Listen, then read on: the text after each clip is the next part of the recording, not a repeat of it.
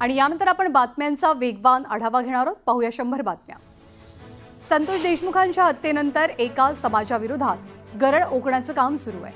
आमदार खासदार झाल्यावरती तुम्ही जातीचे मोर्चे कसे काढता असा सवाल लक्ष्मण हाकेंनी विरोधकांना विचारला। धनंजय मुंडे बीडचे पालकमंत्री नकोत कारण काहींना कमीपणा वाटतो असा आरोप ओबीसी नेते लक्ष्मण हाकेंनी केलाय। तर मुंडेंच्या विरोधात तुम्हाला पुरावे सापडले का हाही सवाल त्यांनी उपस्थित केला। वाल्मिक कराड आणि धनंजय मुंडेंना गोवलं जात आहे। वाल्मिक कराडचे शरद पवार, जयंत पाटील, सुप्रिया सुळेंसोबत सुरेश धस यांच्यासोबतचेही फोटो आहेत असा दावा लक्ष्मण हाकेंनी केलाय। लक्ष्मण हाकेंनी मनोज जरांगेंवरही निशाणा साधलाय। तर देशमुखांच्या हत्येचं राजकारण सुरू असून मनोज जरांगे आणि सुरेश धस यांच्यामध्ये सुप्त संघर्ष सुरू असल्याचा आरोप हाकेंनी केलाय। वाल्मिक कराडच्या प्लॅनिंगमधनं गेल्या 10 वर्षात खून होत आहे। बीड जिल्ह्यातले गेल्या 10 वर्षातले 80% खून वाल्मिक कराडकडनं करण्यात आलेत असा आरोप जितेंद्र आव्हाडांनी केला। सुरेश धस यांनी केलेले सगळे आरोप खरे आहेत, मात्र सुरेश धसांनी अजित पवारांची भेट घ्यायला नको होती, यामुळे जनतेमध्ये संभ्रम निर्माण होतो असंही जितेंद्र आव्हाड म्हणाले। रोहित पवारांनी धनंजय मुंडेंवर जोरदार हल्लाबोल केलाय। वाल्मिक कराडशिवाय धनंजय मुंडेंचं पानही हलत नाही आणि म्हणूनच धनंजय मुंडेंनी आधी राजीनामा द्यावा अशी मागणी रोहित पवारांनी केली आहे। भाजप आमदार सुरेश धस यांनी उपमुख्यमंत्री अजित पवारांची भेट घेतली। यावेळी संतोष देशमुख हत्या प्रकरणाबाबत चर्चा झाल्याची माहिती आहे। मी कधीही धनंजय मुंडेंच्या राजीनाम्याची मागणी केली नाही अशी भूमिका सुरेश धस यांनी घेतली आहे। वाल्मिक कराडनं गँग तयार करण्याचं काम केलंय। या गँगवरती मोका लावला जावा अशी मागणी भाजप आमदार सुरेश धस करतात। सुरेश धस यांच्याकडनं एका समाजाला बदनाम करण्याचा प्रयत्न केला जातोय। हे राजकारण महाराष्ट्राला परवडणारं नाही अशी प्रतिक्रिया राष्ट्रवादी काँग्रेस शरदचंद्र पवार पक्षाचे नेते प्रताप ढाकणेंनी दिली आहे। राष्ट्रवादी काँग्रेस पक्षाकडनं शरद पवारांच्या 8 पैकी 7 खासदारांना आपल्याकडे येण्याची ऑफर देण्यात आली होती अशी माहिती सूत्रांकडून मिळते। शरद पवार आणि सुप्रिया सुळे वगळता इतर खासदारांना प्रस्ताव दिला गेल्याची माहिती आहे। तर शरद पवार पक्षाच्या खासदारांना फोन केला यामध्ये तथ्य नाही। भाजप आणि पक्ष सोडून गेलेले लोक अफवा पसरवतात। जिथे आम्ही आहोत तिथेच आम्ही आहोत, पक्षात बदल होणार नाही असं स्पष्टीकरण जितेंद्र आव्हाडांकडून दिलं गेलं। पवारांचे खासदार फोडल्यावरतीच दादा गटाला केंद्रात मंत्रीपद मिळणार आहे असा दावा संजय राऊतांनी केला। प्रफुल्ल पटेल तटकरेंना केंद्रात मंत्रीपद हवंय आणि मंत्रीपद मिळवण्यासाठीच फोडाफोडीचा घाट सुरू असल्याचा आरोप संजय राऊतांनी केला। महाराष्ट्रात निवडणुकीत घोटाळा झाला। मार्कडवाडीमध्ये बॅलेट पेपरवरती निवडणूक झाली असती तर तफावत दिसून आली असती। निवडणूक आयोगानं मार्कडवाडीमध्ये यावं अशी मागणी संजय राऊतांनी केली आहे। आठवड्यामधील किमान 3 दिवस मंत्रालयामध्ये थांबा असे आदेश मुख्यमंत्री देवेंद्र फडणवीसांनी सर्व मंत्र्यांना दिले। राज्यातील प्रशासकीय कामामध्ये सुसूत्रता, गतिमानता आणि पारदर्शकता आणण्यासाठी प्रत्यक्ष हजर राहा। उरलेल्या 4 दिवसात इतर कामांचं नियोजन करा असं फडणवीसांनी आपल्या मंत्र्यांना सांगितलं। मुख्यमंत्र्यांकडून सर्वसामान्यांचं जगणं सुकर करण्यासंदर्भात 7 कलमी कृती कार्यक्रम निश्चित झालाय। ईज ऑफ लिव्हिंग संकल्पनेवरती काम करण्याच्या राज्यातल्या अधिकाऱ्यांना सूचनाही दिल्या गेल्या। आज आशिष शेलार यांनी राज ठाकरेंची भेट घेतली। राज ठाकरेंच्या निवासस्थानी भेट पार पडली। पालिका निवडणुकीच्या पार्श्वभूमीवर या दोघांमध्ये चर्चा झाल्याची माहिती आहे। पालिकेच्या निवडणुका स्वबळावरती लढा। स्वबळावरती निवडणुका लढवल्या तर जास्तीत जास्त उमेदवार निवडून येतील अशी भूमिका उद्धव ठाकरेंच्या पदाधिकाऱ्यांनी घेतली आहे। ठाकरे मुंबईतल्या शाखांना भेटी देत आढावा घेतील। आगामी महापालिका निवडणुकीसाठी प्रारंभी स्वबळाची चाचपणी करणाऱ्या शिवसेनेनं आता सावध भूमिका घेत शहरातील 40 ते 50 जागांवरती लक्ष केंद्रित केलंय। अधिकाधिक नगरसेवक निवडून आणण्याच्या दृष्टीनं शहर शिवसेनेचं नियोजन पाहायला मिळत आहे।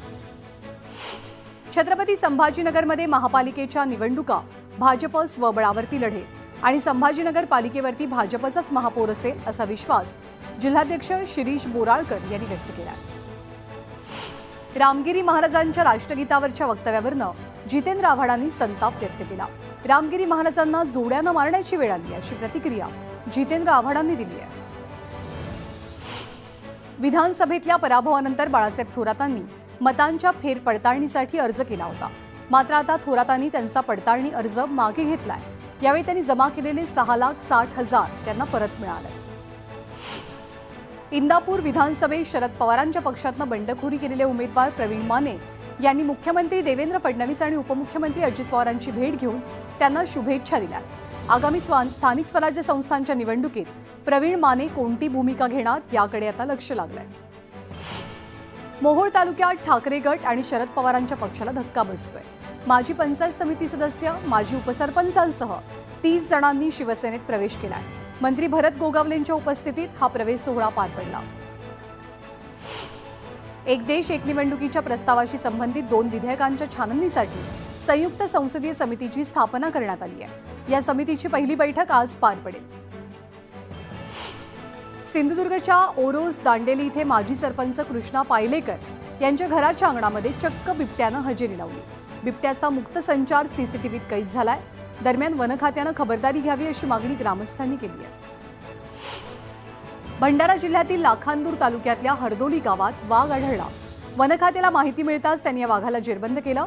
मात्र गावकऱ्यांनी चांगलाच कहर केला. या वाघासोबत सेल्फी काढण्यासाठी गावकऱ्यांची मोठी झुंबड पाहायला मिळाली. केरळच्या मल्लापुरम मधील तिरूर इथल्या पुयंगडी उत्सवादरम्यान एक हत्ती उधळला. यावेळी हत्तीच्या हल्ल्यात एक व्यक्ती गंभीर जखमी झालाय. हत्तीने या व्यक्तीला आपल्या सोंडेत उचललं आणि खाली आपटलं. हत्तीच्या हल्ल्यादरम्यान आणखी 23 जण जखमी झाले. बुलढाण्याच्या शेगाव तालुक्यातल्या बोंडगाव, त्याचबरोबर कालवड, हिंगणा या गावातल्या नागरिकांना अज्ञात आजाराची लागण होऊन चक्क 3 दिवसात संपूर्ण टक्कल पडत असल्यामुळे नागरिकांमध्ये घबराट आहे. या प्रकरणी आरोग्य विभागानं गावात धाव घेतली आहे आणि सर्वेक्षण सुरू केलंय. कोल्हापूर पन्हाळा तालुक्यातील उतरे इथे भाचीच्या लग्नाच्या स्वागत समारंभातल्या जेवणात मामानंच विषारी औषध कालवलं. आचार्याच्या समोरच या अन्नामध्ये विषारी औषध टाकल्याचा प्रकार घडला. त्यामुळे सुदैवानं मोठी दुर्घटना टळली.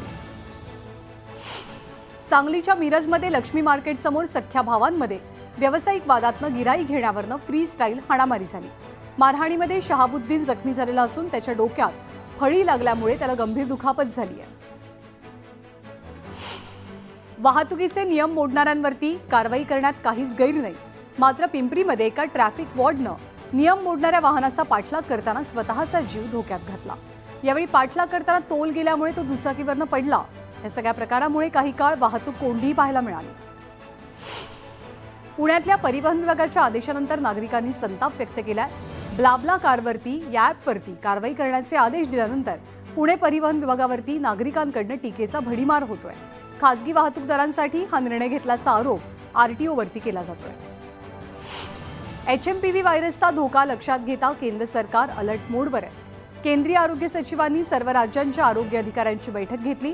बैठकीत HMPV व्हायरसच्या वाढत्या केसेस संदर्भात चर्चा झाली आहे. मुंबईमध्ये HMPVचा संशयित रुग्ण आढळला.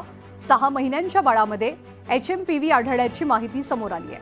या बाळावरती पवईच्या हिरानंदानी रुग्णालयामध्ये उपचार सुरू आहेत.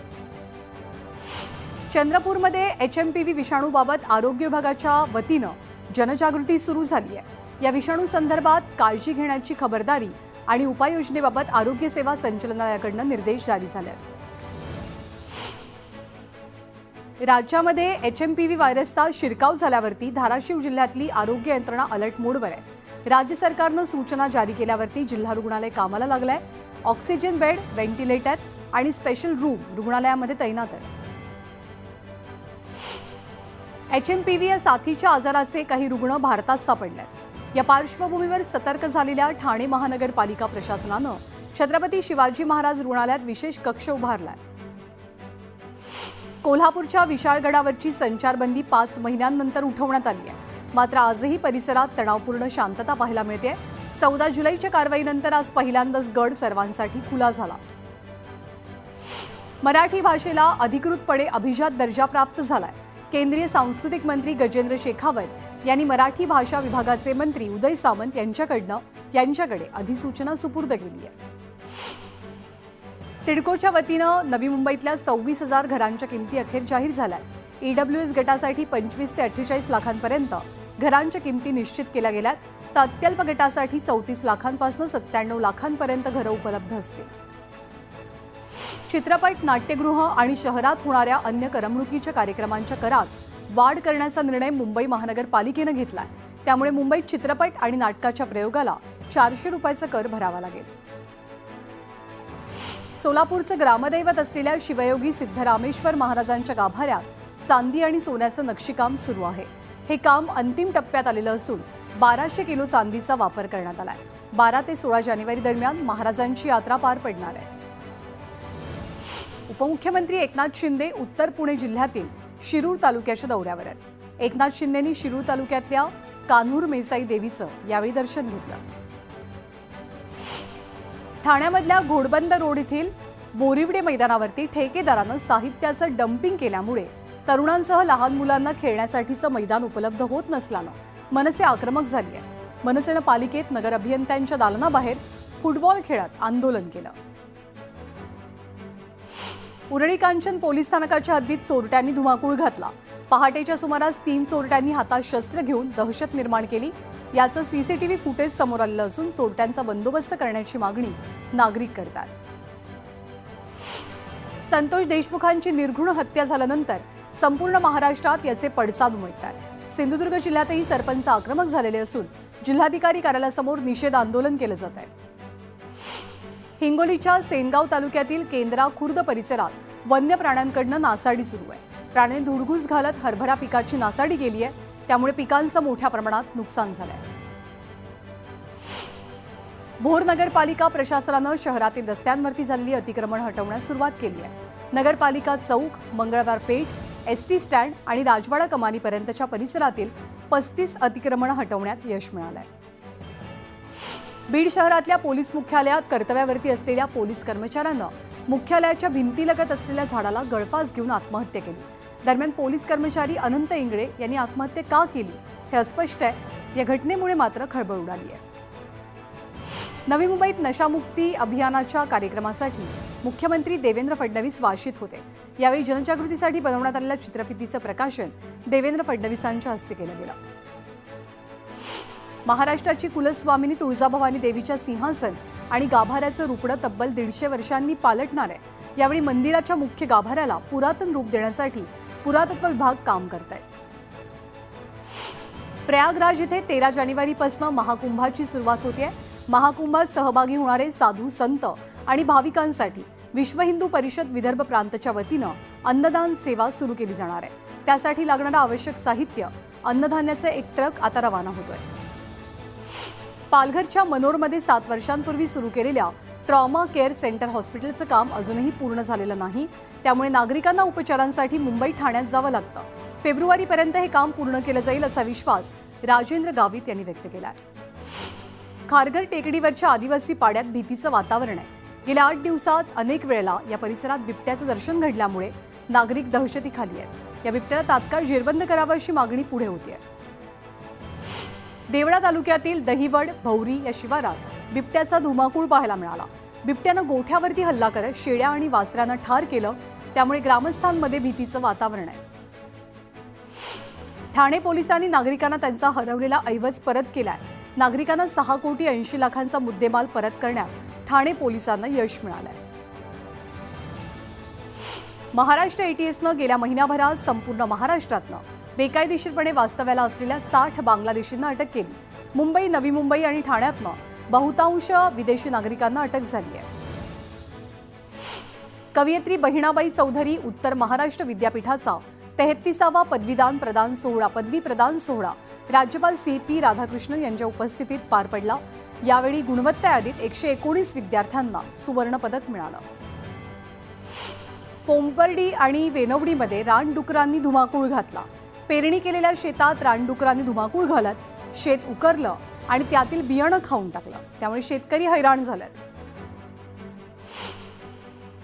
पिंपरी चिंचवड पालिकेच्या समाज विकास विभागाच्या दिव्यांग कक्षाचे सहाय्यक आयुक्त श्रीनिवास दांगट यांना पालिकेच्या सेवेतनं बडतर्फ करण्यात आलंय.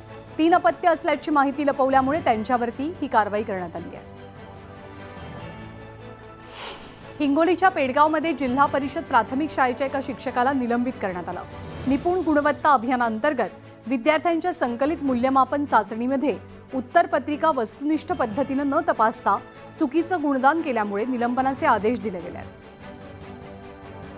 आंबेगाव तालुक्यातील अवसरी बुद्रुक गावात रानडुकरांचा उपद्रव वाढलाय. शेतकरी रामचंद्र गुनगे यांच्या शेतातील 1.5 एकर कांद्याचं रानडुकरांच्या कळपानं नुकसान केलंय. यामुळे वन खात्याला रानडुकरांचा बंदोबस्त करावा अशी मागणी शेतकरी करतात. शिर्डीच्या कोपर गावात कायद्यानं बंदी असलेल्या नायलॉन मांजाचा सर्रास वापर होतोय. अनेक ठिकाणी नायलॉनचा मांजा वापरून पतंगबाजीचा खेळ खेळला जातोय. यामुळे नागरिकांच्या जीवाला धोका निर्माण झालाय.